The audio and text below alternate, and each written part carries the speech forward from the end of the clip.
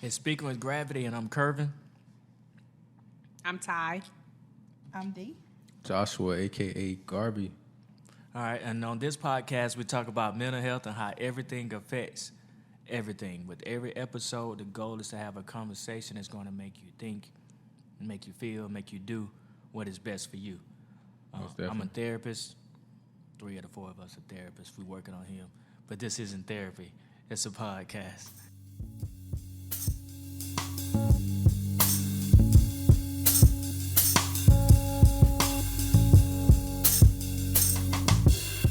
And so now we're going to go right into, no guest today, so we're going to go right into the Twitter discussion by pretty dope person, if I say so myself, if I have to say so myself. So our Twitter discussion, what you don't know can harm you. What you refuse to accept can delay you. What you take accountability for can empower you. What you let go of can free you. That's by none other than D. Carpenter, right? Adjacent to me. From Kodak Ready Consulting Services, of course. You can find her on Instagram. That's at Kodak Ready Consultant Services. Definitely look her up. Yeah, on Instagram it's just at Kodak Ready. Oh, I'm sorry. Yeah, I'm sorry. Yeah. And then she had on Facebook is at Kodak Ready Consulting Services. My bad, I messed that up. No, you good. But Corrected. I really liked that statement when I read it, and I was like, "Yo, let's highlight that." I don't know what could you elaborate on that? Is it too much to ask for you to elaborate on? I mean, I do feel like it's pretty self-explanatory, but it's just really dope, man. And your writing skills is phenomenal. Mm-hmm. Ready for that book? Yeah. Right. I appreciate that. Signed copy. Yeah. Automatically. So for me, it was going back to our childhood conversations, where a lot of times we were told, what you don't know, what they don't know, don't hurt us. And so, as I continue this self journey and as I continue to grow and working with other people, what we don't know is detrimental to us. It's detrimental to our physical, mental, emotional, spiritual, and every element of our life. And so, what we, learn, we still have to accept and begin to process, because we can know something and not do anything with the information that we learn. And so that can prevent us from being able to grow and expand and develop as we should. Accountability, you know what I'm saying? Taking responsibility for yourself. I am my choices, and I am the decisions that I make for myself, and they do impact me and the people around me. And when I learn to take accountability for that, it gives me the ability to change the direction of the outcomes of my life. And then, what I learned to free myself from allows me to navigate and walk in my authenticness. So that was kind of my concept for it. That's what's up. All right, QD of the hour. See, we can't even add that to that, can we? Cutie of the Hour, which is another version of fun facts, information for you to be able to give to your friends, family, colleagues, co-workers, or church members. 10.5 million children lost a parent or caregiver because of COVID, and out of 150 children in the Americas, according to the research letter published in Journal of the American Medical Association, Pediatrics. All right, and then episode intro. If you have ever lost someone close to you, you realize that there is no definite right way to go through the experience. Today's topic is all about death, loss, and pain. The goal is to begin a conversation that will lead to preparation of what is inevitable in this thing we call life. We would love for you to stay and hopefully learn something from this heavy topic, but please be mindful of your ability to observe what we are presenting in this moment. If you need to, step away and return when you are ready, or go listen to another one of our episodes. If you are able to stay, let's create space and talk about grief. So, what does it mean to hold space for grief. That's big. Hold space for grief. Setting aside that time. Yeah. Setting aside that time. Setting aside. Anybody, like, can you tell me the earliest memory you've had of loss, death, loss? Death or a loss. The earliest memory. Earliest now, not the heaviest one, I guess you could say. Well, The my earliest. earliest is probably one of my heaviest. Really? Mm-hmm. One of my earliest. I'm gonna give you two because I don't know how old I was. One of my parents came home with a dog. I don't know who it was, and it wasn't like they went to the store and bought a dog. It was one of those, we see we pick one up and here it is, and then the dog was gone. Like I had spent some time with it, a couple of weeks with it, and then it was gone. So that was my earliest memory of a loss, and I remember feeling some type of way, but not knowing what I felt. Just know, like, oh, okay. And then the death part of it was losing my uncle, my dad's brother, even though I didn't know him as well at that time. And this had to be before I was 10, but I don't remember how old I was. But I remember losing him. I felt like my dad was upset or different. I couldn't explain it.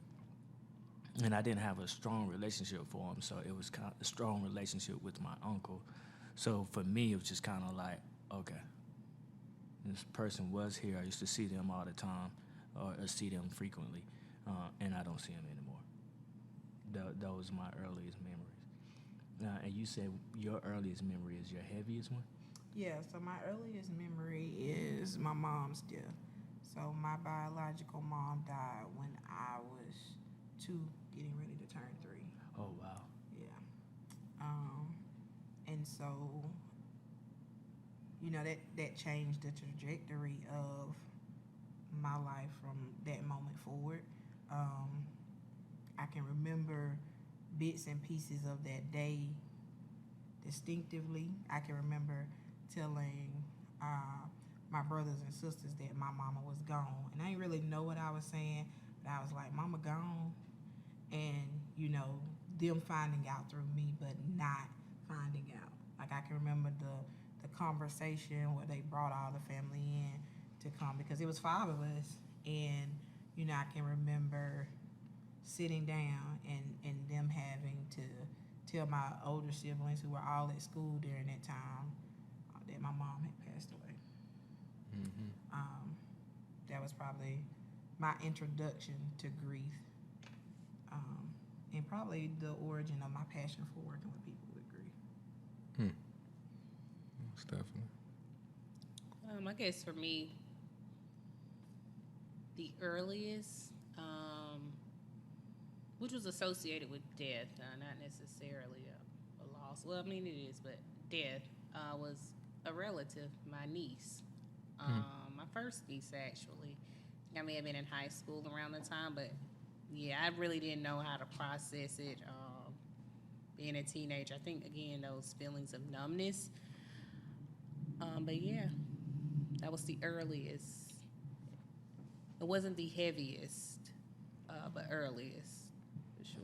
I want to say my earliest probably my cousin Miranda. I think I was probably like 8 years old. Some really early fond memories of her. It was probably my earliest really loss. And, I lost loved ones before that, but didn't really stick out to me as much. Being young, and probably the heaviest, probably my grandma. I grew up in a home with my grandma, so that was kind of tough. I feel like, afterwards, I feel like I don't know, it seems as though I wasn't as disciplined, I would say, maybe, afterwards, having that matriarch in the home with me. Yeah, so those are probably 2 that really stand out to me. So. And what did y'all notice with people and the grief, the death that was going on at the time that we were talking about, what did y'all notice about adults, siblings, friends around you, how they were processing it? I think the thing that I noticed first is that people didn't know what to say. Mm. People didn't know what to say. They didn't know how to say certain things. And I don't think that people really understood what that meant for us as children. And I think people were empathetic and they were sympathetic to us, but they didn't really know how that changed everything in that one moment. And I think that's common with grief, right? People don't know what to say, and I'm sorry, it's the first thing. And, if they've been sick, they in a better place now. And a lot of times those words aren't as compassionate as people think they are. Yeah. Right? And Understood. I think people were uncomfortable being around us because they did not know how to, as we call it now, hold space. Right? They felt like they needed to say something to us to make us be okay. And the reality was there was nothing they could say that would make us okay. And that's kind of what that experience taught me early on. Yeah, I was 23 when I lost my father, and I thought I was prepared for it, if that makes sense. Like I thought I could handle it, and exactly what you're saying. People say things because they just want it to be better, or they want you to feel better. And I remember not remembering what people were saying. Like somebody's talking to you, you hear words coming out of their mouth, especially the closer it was to that actual moment of me finding out that my father had died, and even just that wording, right? He passed away. No, he died. He gone. He's not coming back. And this is a heavy topic because even with that, not only did I not hear people, but for the longest, I didn't really do anything about it. It's just, he gone. Let me move on. Whatever that means. Like, let me move on. What does that mean? Right. When you're going, I don't personally like doing grief counseling. But when you're going, and it's like, what does it mean to move on? I don't know. I don't. That's hard. That's hard to kind of figure out. What does that mean to me as an individual? And there was probably about 2.5 years I didn't know what it mean other than for me to kind of act out in not a way that he would that was a representation of me, of what I really wanted to be, or what he would have wanted me to be as a son. But it was just me, just doing stuff. I think you're trying to adjust, though. Yeah. Right, Yeah. and I think people take away from the notion of, because especially when you lose someone so close, the idea of how we perceive life has changed forever, right? And I think about even my first introduction to grief. Like, grief for me at 2 years old was different for grief for my sister who was 12 or 13, right? We lost the same person, but we lost two different people, right? Yeah. My brothers lost a totally different person, right? And even for a long time, at that time, I grew up with a lady who was close to my mom, and she raised me and one of my other siblings, and I often referred to her as mom. And for one of my brothers, that was very problematic, because me acknowledging her as mom to him was as if I was omitting who my biological mother was. Yeah. And then at that age, I couldn't understand what he was talking about. Like, yeah, I get that that's mom, but this is who's taking care of me. This is who's providing for me. So, I'm paying reverence to her role in my life. But to him, it was like, you don't understand what that means. And now as an adult, as I've gotten more acclimated in grief, I understood for him that was a part of grief for him. Like, to him, that was him saying that by me acknowledging someone else's mom was me kind of putting a nail in the coffin. You know what I'm saying? It was finalizing my mom's death. And I think that people don't always understand that grief doesn't have an ending when it comes to loss.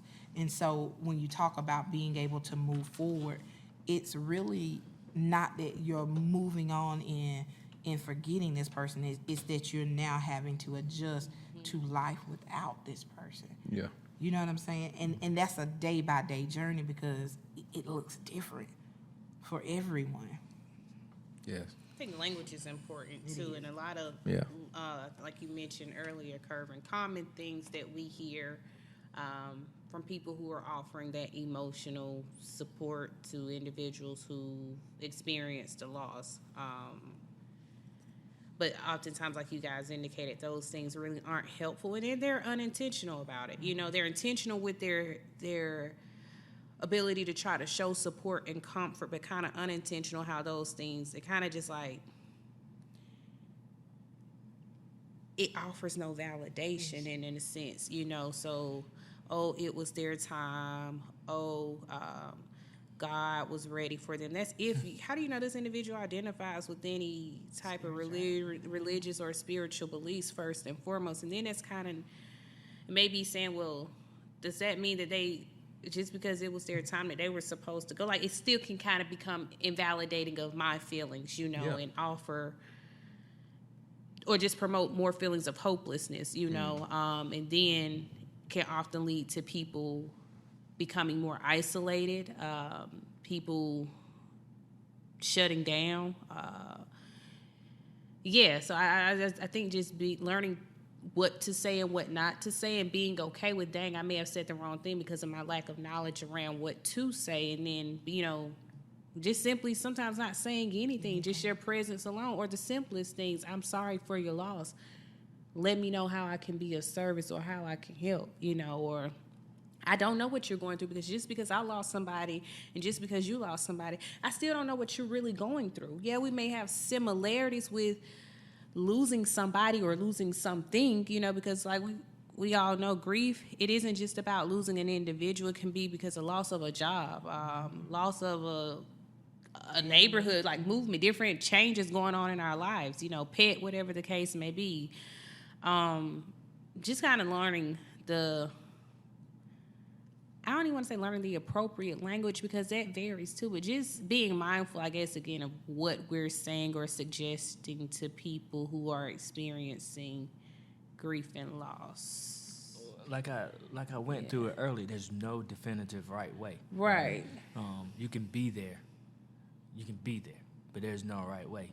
Going to what you were saying about, you made the statement that sometimes people can say it was their time, or God wanted them, right?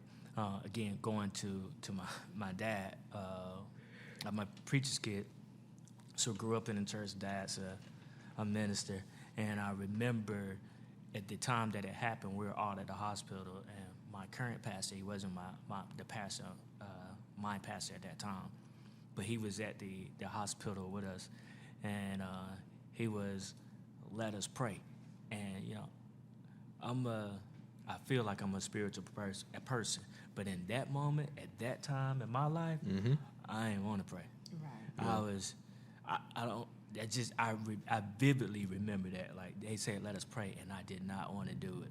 And again, my pastor grabbed, well, he wasn't my pastor then, but he grabbed my hand. I just happened to be standing next to him, and he grabbed my hand. And there was a part of me that wanted to take my hand away, but I allowed him to hold my hand, and we kind of got together. I can't say in that moment that I felt better. I can't even say that. But I remember having that thought. That's probably been the only time that I didn't want to pray. And I'm saying that to say, you don't know what to say. You can, just because you're saying that doesn't mean that person's gonna say, oh, okay. It doesn't mean that you're absolutely wrong for saying that, but just know being there. Whatever you say, you'll figure it out after you're around that person for a period of time. That's another thing that I noticed with death too, is oftentimes, again, going back to my father, that if I'm not mistaken, it happened on a Saturday. And I could be wrong about this, but I think he was buried on a Wednesday. But Saturday, Sunday, Monday, Tuesday, a house full of people, a lot of support. And I remember going to the funeral on that Wednesday. I believe it was a Wednesday. But going to the funeral, kind of being alone even in that moment. Going to the funeral, having a funeral, and then bam, you got all of these people. And you see the support, and you like appreciative of that, being surrounded by the people. And then after dinner is done, that ride home, for us it was an extremely long ride home. And then you get to the house, and it's just walls. Yeah. You know, my siblings, my mom, and walls. And I want to say we went in separate rooms. Yeah. So, you know, that support afterwards, I've always, maybe not to the best of my ability, but I've always tried to be mindful of that and say, okay, everybody's there doing this first 2 or 3 days, but after that, I'm going to make sure I show my presence in some way, or I at least try to, because that's when I feel like it's needed the most, looking at my personal experience. Yes. But I think I kind of got off here a little bit. But You never out when you talking about grief. yeah. Yeah.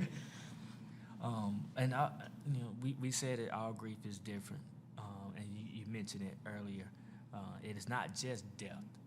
You know, it could be a loss of jobs. Yeah, because it's a change. Relationship. Yeah, Loss of relationship. Yeah. Financial Yeah. changes. Yeah. That's It's drastic. That's definitely a big one. Losing the ability to be physically independent, working in hospice, just experiencing individuals express, the lack of physical capabilities that they once were able to achieve, but just being able to remind them you still have other capabilities, but I know that may not be the appropriate thing because that may be dismissing. I'm aware of that, but this is how I feel right now. I ain't able to do X, Y, and Z. So just, I guess, trying to highlight those things. I didn't mean to take it off like there, but yeah, But different forms of loss. Even if they do, if you're trying to highlight different capabilities, right? What I like to do is, instead of just flat out telling somebody, yo, you got different capabilities, asking it. Yes. And then hopefully allowing them to see it. Like, just asking a question. You could get mad at me for just asking a question, but that's what I'm doing, and I'm hoping that you'll gather from your answer that this is what it is. And if given the space and the opportunity, I'll share with you, like, this is where I was going with this, right? But asking that question can be helpful to get to that point. I think you also have to be governed by relationship. And I think we've been talking about relationship in the past several episodes, but when someone is dealing with grief, relationship matters, right? For me, I've experienced grief in the multitudes of experiences, from relocation, from, my mother dying, like I said, at 3, and then my father dying when I was 16. And, my father was absent from my life until I was 12.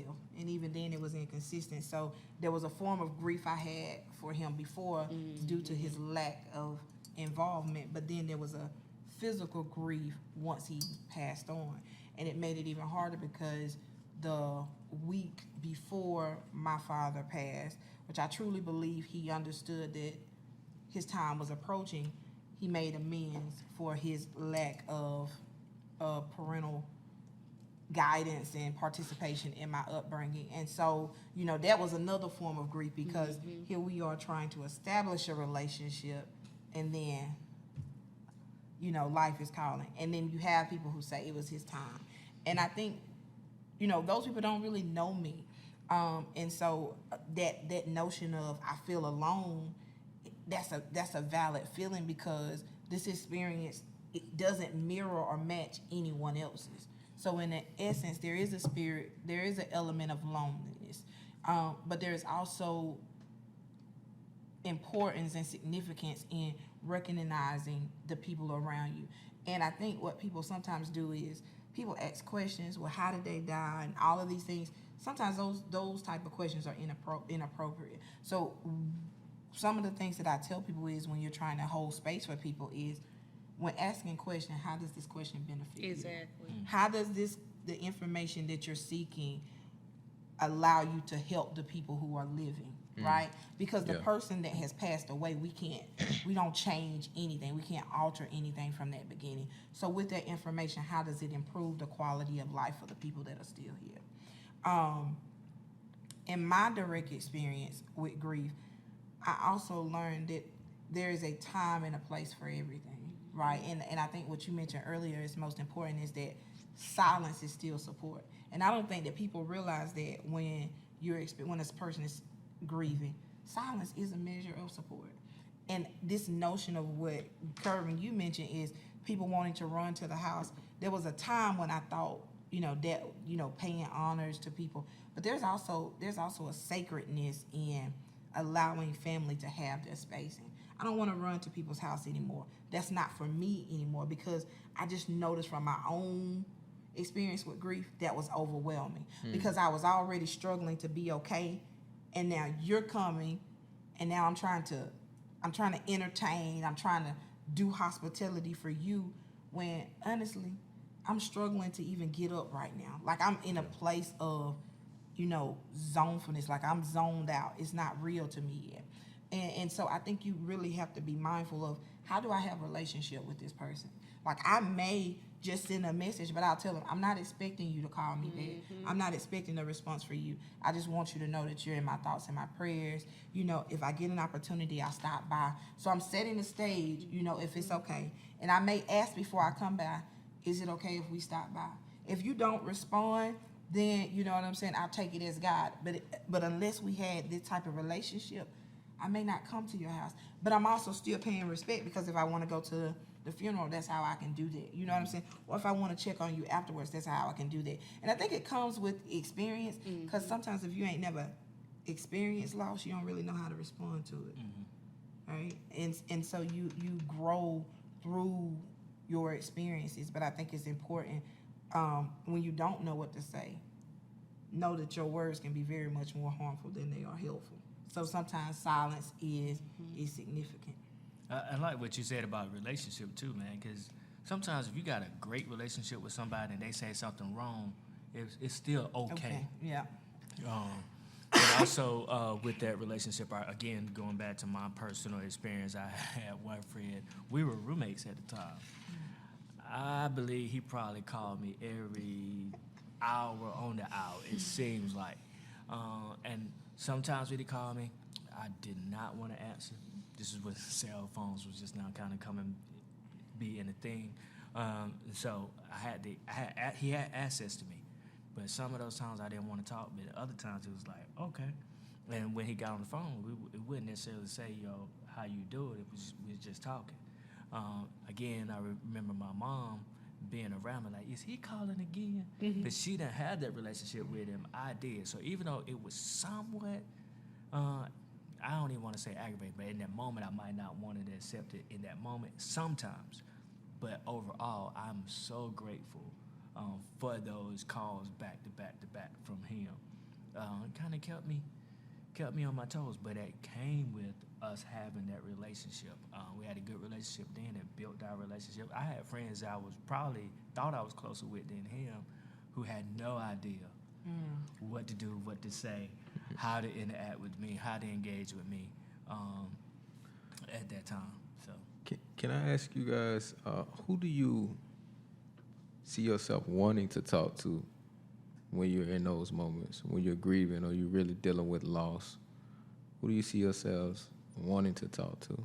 Maybe it's nobody, but I feel as though I have select people in my life who I would go to if I wanted to talk to somebody. I like reflecting with myself first, of course, but there are like just a select handful that I'll go to.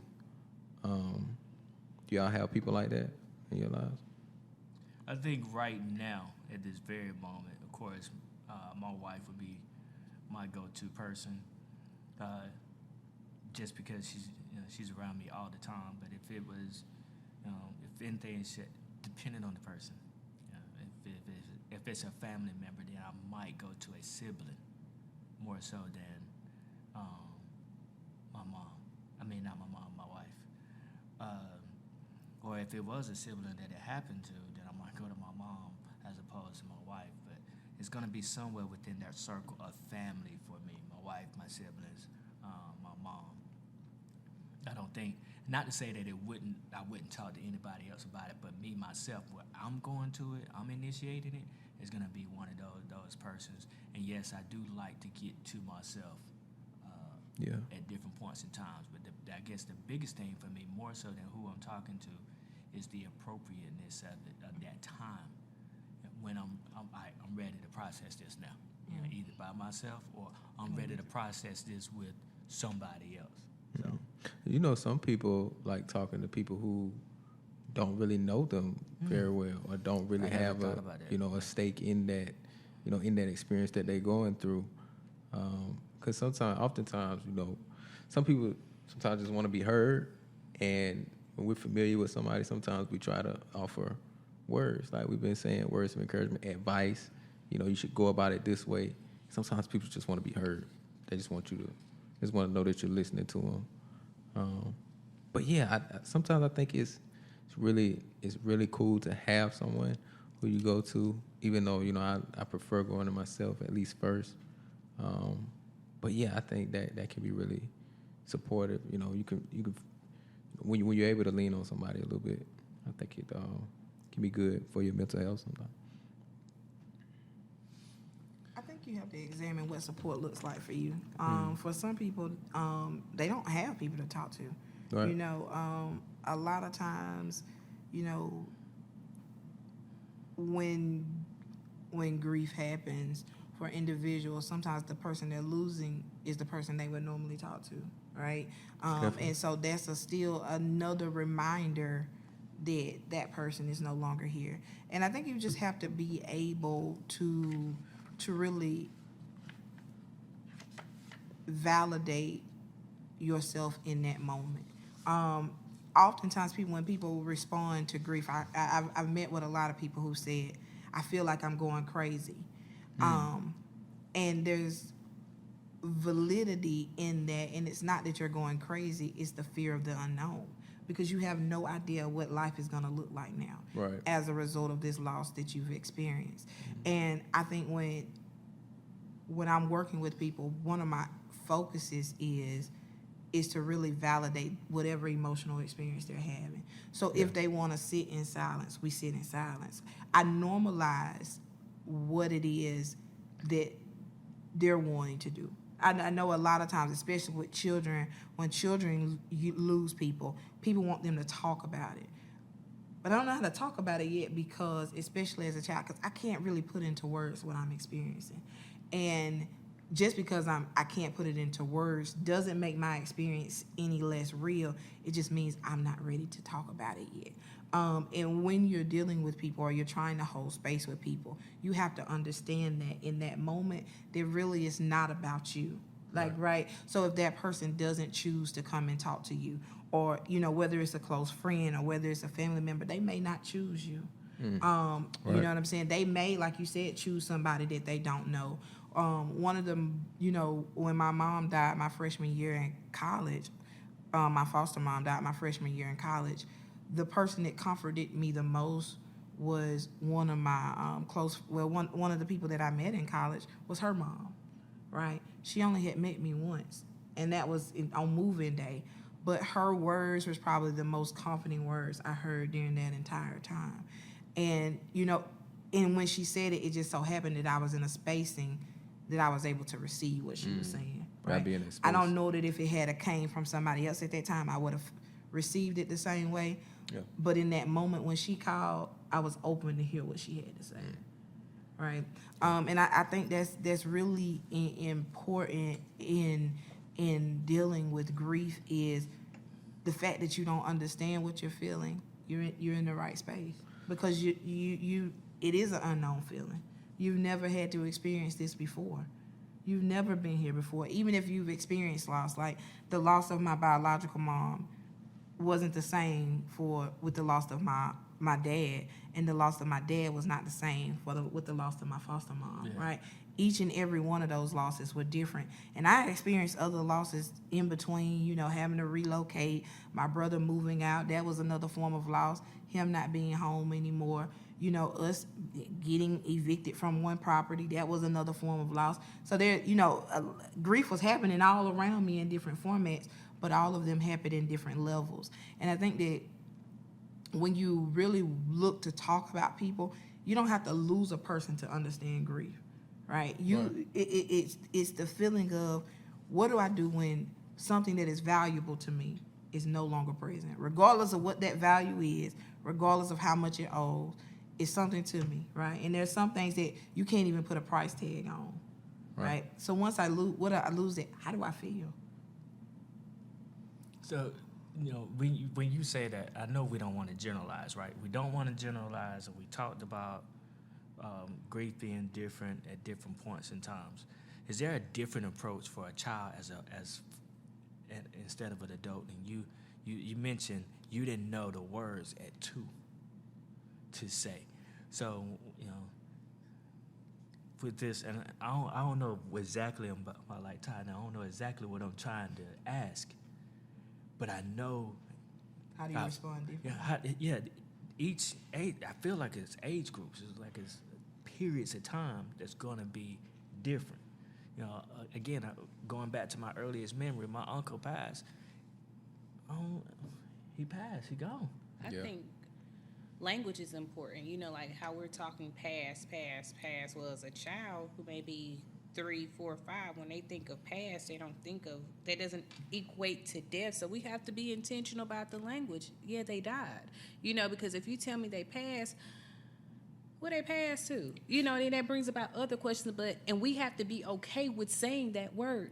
Died. They transitioned on, or they died. They actually died. And then from there you can kind of further elaborate. But being intentional about the language and kind of being clear about it as well. How you deliver it, of course, is on you, but the language needs to stay the same. I personally think anyway, when it comes down to kids in different age groups. I think you have to meet kids where they are, because some kids don't understand different things. And I think it depends on what they've kind of been taught up and taught. Like, we talked earlier about spirituality and some people believing, in one way. And so if your spirituality and that's what they're connected with, you may have to tie that in, right? You may have to connect it to, this person is going to be with, their father or this person, And for me, I can remember for a long time, they just told me my mama was sleeping, right? And I don't really know how I processed it. I don't know what it looks like. I don't even know if I understood sleeping, because even then in that statement, I'm thinking about you. Exactly. When she gonna get up? Exactly. You know what I'm saying? And so it really just depends on the development of that child. But I also think is because grief can be so different, you got to be careful and in alignment with your own emotional intelligence before you try to advise children about grief. Yeah. Because if I haven't processed my own feelings, I really can't take them to a space of understanding, right? I really have to sit with and be honest with them about my uncertainties. Mm-hmm. I'm not sure what this will look like for us, right? What I do know is there may be times when we are sad because we miss them and we love them, but a part of them will always be here with us, right? That doesn't change their love. So sometimes it's changing the focus, because I really can't give you explanation to something that I truly may not understand yet, right? My own understanding may not be there. And I think with children, you just have to kind of meet them where they are. Because one of the things is children, just like adults, they have to digest death. And so they may have this question today. They may have this question 6 months from now. They may come back and go back to the original question 1 year later. But at that point, as they're progressing, you continue to be able to provide knowledge and understanding to them. And I think, like Ty said, the language is important. And sometimes children don't understand what's going on. And this is another reason why your own emotional intelligence is important, because am I projecting my pain and my sorrows onto them. I've dealt with a lot of children that they were like you. They didn't really understand death when it happened to them. So they weren't really struggling with it. They just didn't really understand it yet. Not to mean that at one point when they do get to an age where they can understand it, they won't have a difficult time. But where they were at that moment, they didn't understand it.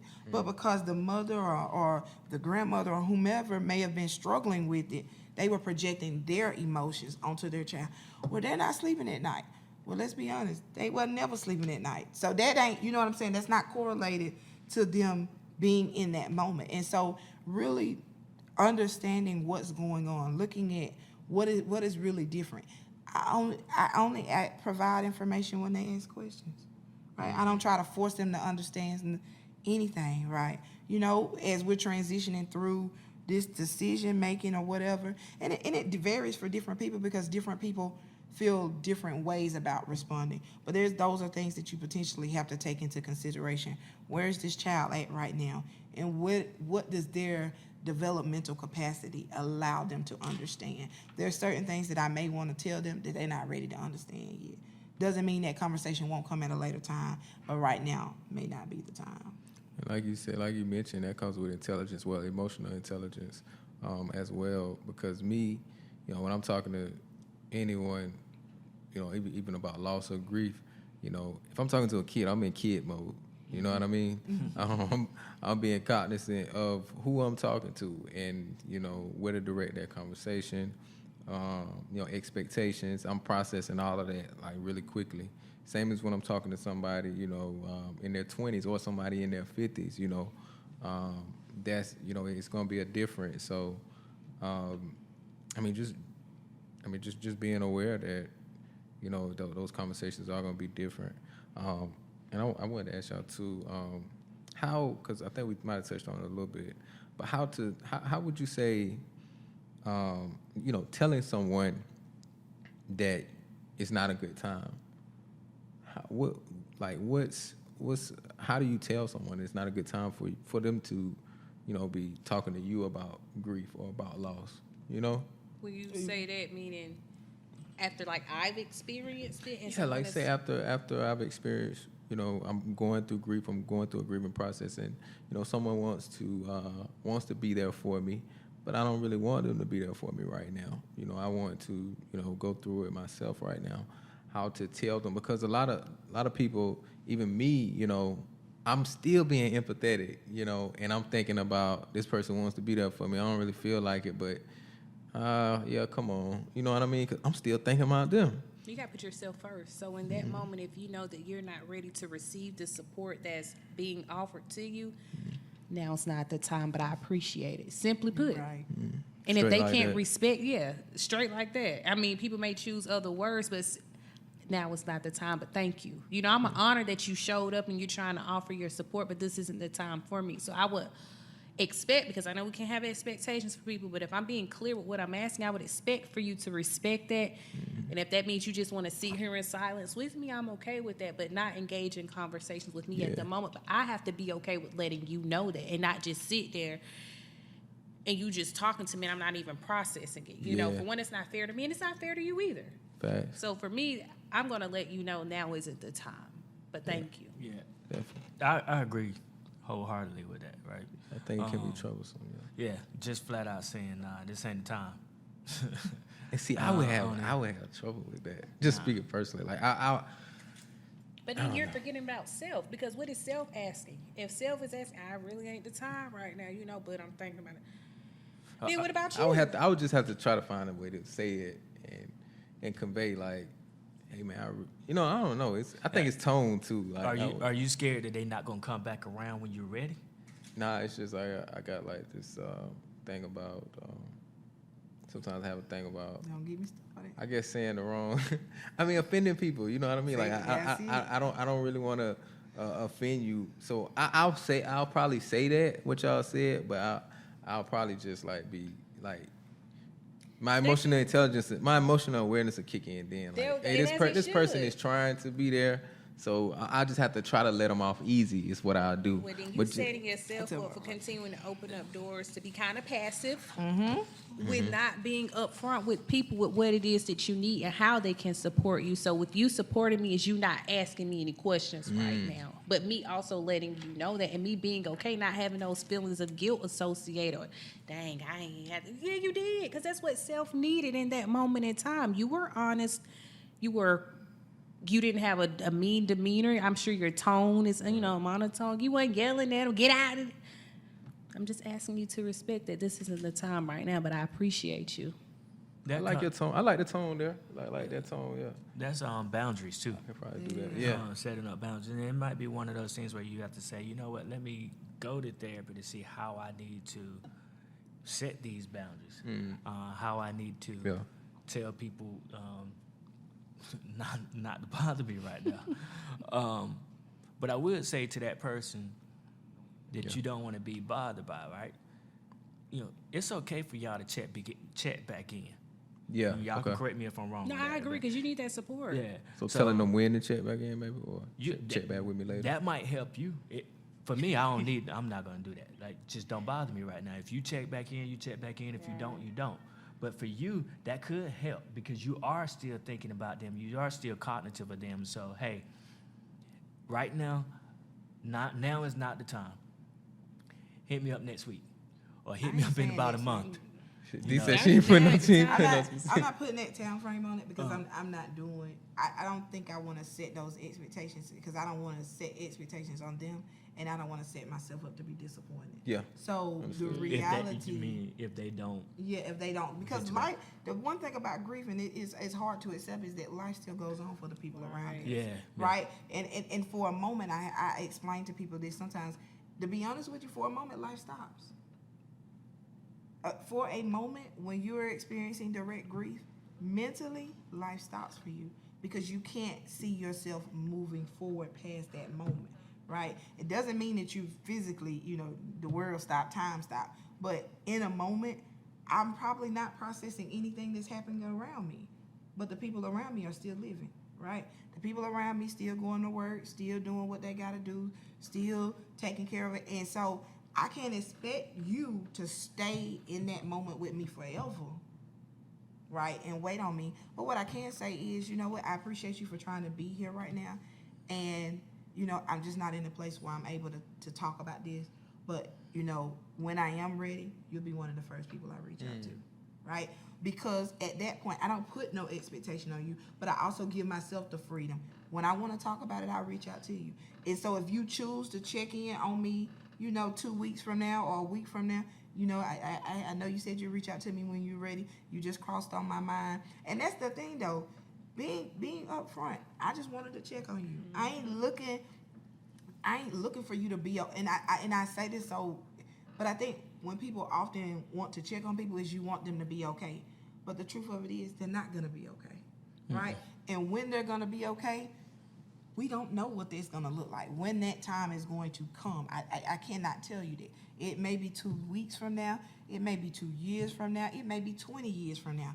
And I still may not be okay with it. And so, you know what I'm saying? What the support looks like, I may still need your support 20 years from now. And on that day where I'm just really thinking about my mom or I'm thinking about my dad or I'm thinking about that time, 20 years from now, I just might need you to sit down and listen to me or be like, yeah, I remember your mom. She was really cool, really dope, nice person. You remind me so much of her. And I don't know that people realize how meaningful those conversations is, but it touched my heart when somebody say, I remind them of my mama. Right? Because I never got to know who she was. Most definitely. I think sharing memories is important. Yeah. And so, you know what I'm saying?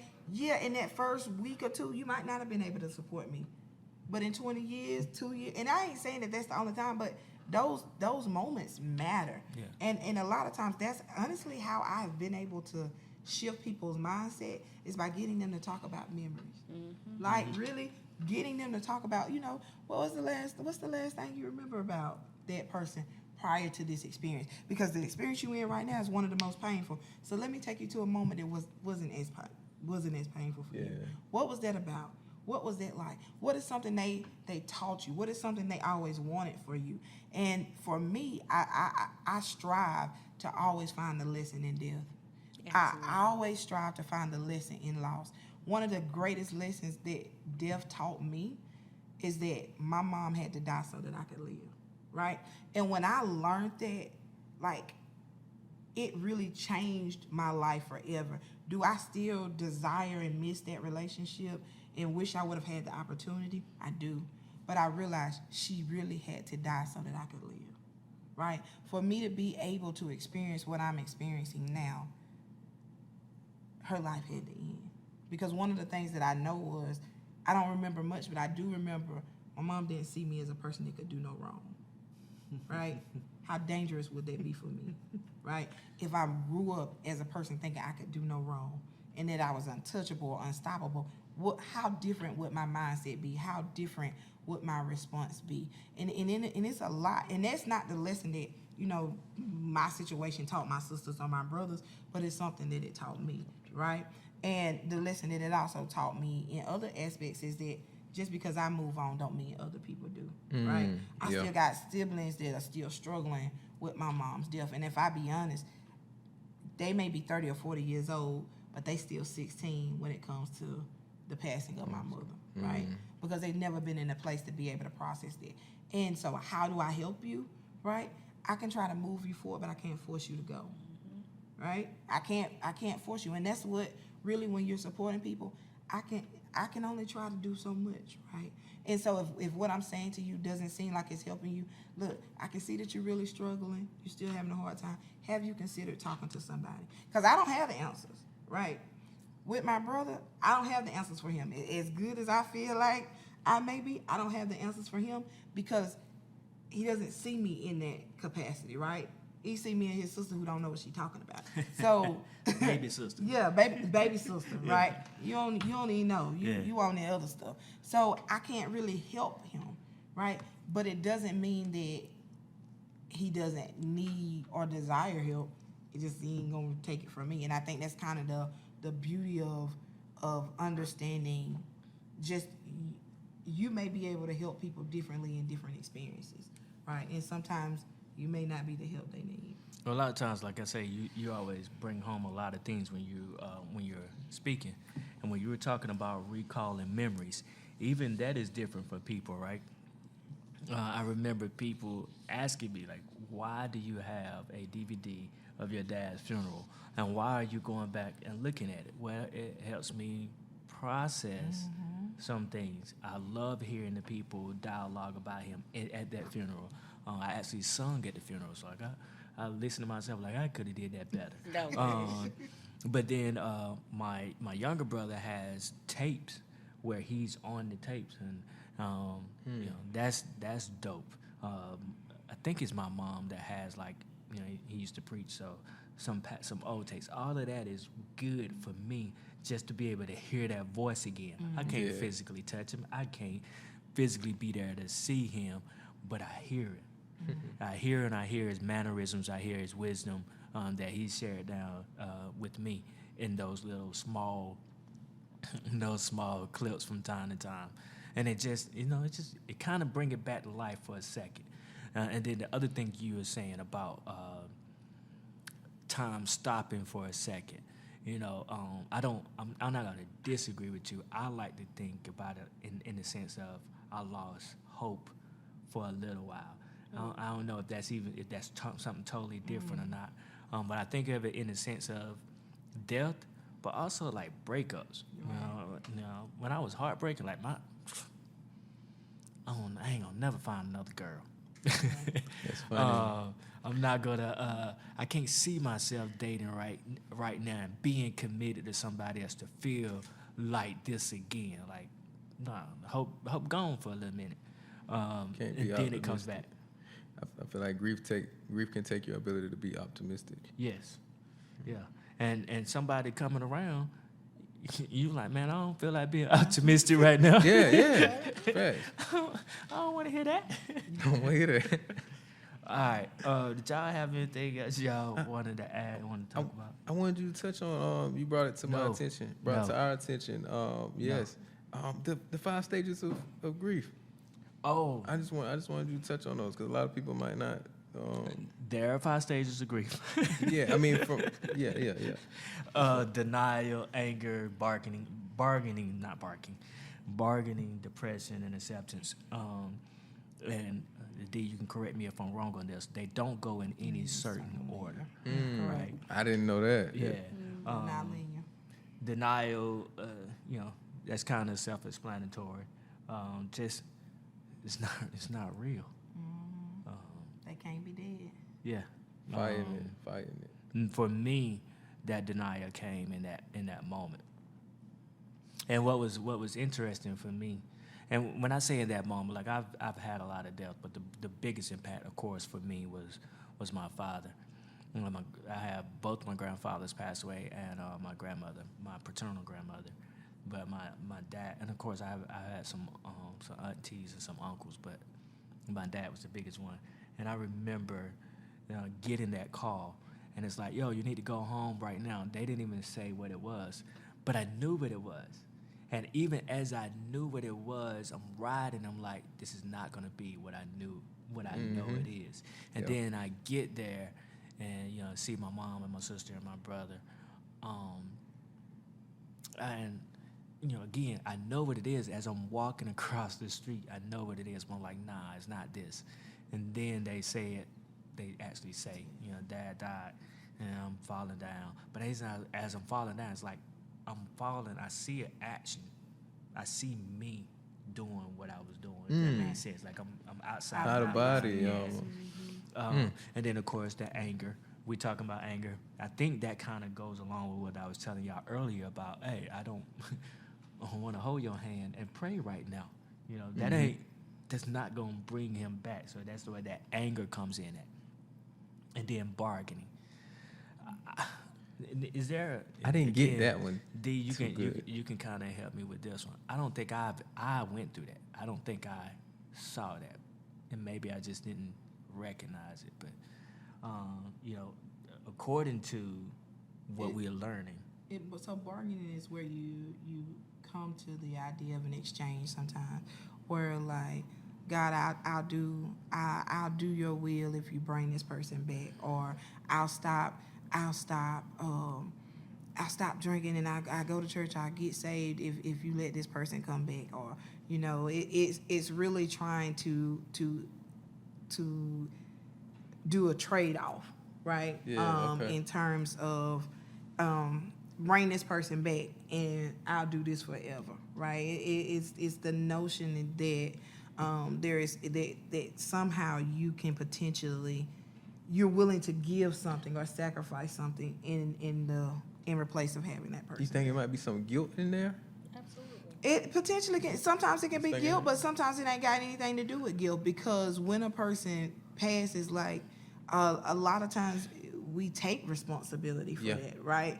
In different aspects of life. Well, if they called me 2 weeks ago, if I had been on, if I had just answered the phone, maybe they wouldn't have been where they was, or they, they wanted me to ride with them to the store, and I didn't go, man. If I had just gotten in the car, they wouldn't have had that car wreck. It's those type of things is where you're trying to really, and I take it as we're really trying to make sense of something, because oftentimes it's hard to process, like, how was I just on the phone with this person? How was I just at this person's house? How were we just laughing and cutting up? How were they just okay? And now you're saying they gone forever. Like, they gone, right? Like that's that notion of trying to really rationalize and trying to make sense of what doesn't oftentimes make sense. Yeah, you say gone. Yeah, they Gone. gone. I think with bargaining too, even let's say down to a physician, can you try this? Well, have we tried this? Well, let's try this again. When they've already concluded, and granted, again, if one is religious, has spiritual beliefs, he has the final say so, but still going back and forth with the physician or physicians about imposing some type of treatment after they've kind of already given you the end results. This is it, So I think that can be a form of bargaining too. Yeah. Got you. And then you got the depression, which is another stage. Yes. That's kind of what everybody, You know, that's kind of self-explanatory. Everybody know, oh, I'm depressed because I lost this person. Yeah, eventually it gets to that point. And then acceptance. You know, I don't know if it says it in here, but my personal situation, you can accept it and not like, you accept it and you adapt because you accept it, right? You're not going to stop remembering this person. Right. You're not going to stop feeling some type of way. Again, if I watch those videos, sometimes I can watch them and then I'm good to go. I can just walk and keep on moving. And then sometimes it's like, oh, snap. Maybe I shouldn't watch that today. But you accept it for what it is. Even to this day, I still think, like, I look at my kids. There's a lot of things that my dad didn't get to witness. He didn't get to witness me having kids. He didn't get to witness me getting married. He didn't get to witness me going to college. And to go back to your point of what I could take from the death. Again, I remember my mom made me go to college, right? We talked about this in the college episode. She made me go. Of course, I got there. I was feeling myself and started learning. I was like, oh, I could do this. Well, here it is my junior year in school. School is fine. I get a manager telling me, hey, we want to make you an assistant manager at this restaurant that I was waiting tables at. And I was seriously considering, because they told me the amount of money I was going to make, I was seriously considering not graduating. And then my dad passed, and, you know, because he was proud of me for going to school. I was like, oh, I got to do this. I got to finish for him. So, you know, I don't know what would have happened had he not passed, but I know that definitely influenced me going ahead and finishing and graduating from there. So, Can I point something out? Yes, sir. Depression, I thought something was real dope. Elizabeth Ross, 5 stages of grief. What she said about depression was it's a sort of acceptance with emotional attachment. I thought that was like a really powerful statement right there. I never really looked at it like this person is still emotionally attached to the thing that they are depressed about. You know what I mean? And that's where, I guess, where the depression comes from. Like, they know they've accepted, okay, they're gone, but it's like they're still emotionally attached. And then the actual stage of acceptance is becoming more objective to it. Mm-hmm. I can't control it. You know what I mean? So therefore, I'm not attached to it. You know, I loved that person and their life. You know, but I can't be, constantly attaching myself to what we had, because, you know, in order to I want to say move on. I hate move on, but in order to pick up my pieces and go forward, you know, I have to be able to be objective and let it be where it is. In this model, this 5 stages of grief come from, as he referred to, Elizabeth Ross. When you're going for grief therapy, that doesn't mean that every therapist is going to go through this 5 stages of grief. I know when I'm doing it, that's not like my go-to. It's not. I know about it. I'm aware of it, but that's not what we're not going to go through these 5 stages to try to get you better, if that makes sense. But you know, if I see you in a particular stage, I might try to give you some coping skills or interventions to address such. So we're coming to an end here. We want to give a shout out to Mr. Winston for his audio and visual productions. Check him out on winstonjstewart.com. Subscribe to Gravity on our social media platforms, Facebook, Instagram, and whatever other social media platform we're on at this time. For your event needs, check out 6-1 Event Rentals. And yes, they got a 360 booth with red carpet. Red carpet. We'll share their link in the show notes. Life can be perfect. Picture perfect when you have the tools to focus your lens. Contact Kodak Ready Consulting Services. For more information, they have a website, they have a Facebook page, Kodak Ready, and we'll have the link in there as well. Let's talk about it, a flat platform of questions to make you think about life, health, family, culture, and so much more. Follow Young Garvey on all platforms. Young Garvey / Josh Williams, or AKA Josh Williams. Improve your mental health with therapy. Sit with a therapist. The conversation is different. When you sit with a therapist, the conversation is different. Visit my website, Gravity Counseling Group. We have wellness group, individual, family, and couples therapy workshops coming soon. Thank you for taking the time to listen. You could be doing anything in the world, but you chose to listen to us, and we appreciate that. Remember, I'm a therapist, but this isn't therapy. It's a podcast.